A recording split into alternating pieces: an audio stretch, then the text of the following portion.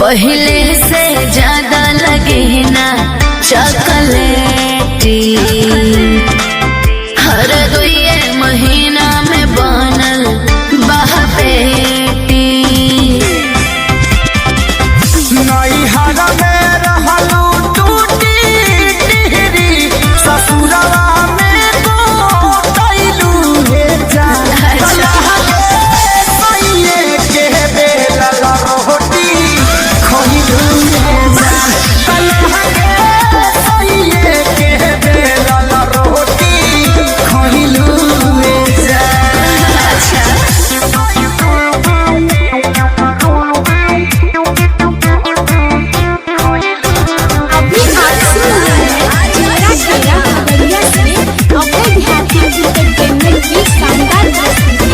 कहवन विटामिन तोहार पियौनु हो पियैले बारे। सेवा सेवा दानी लागे जमके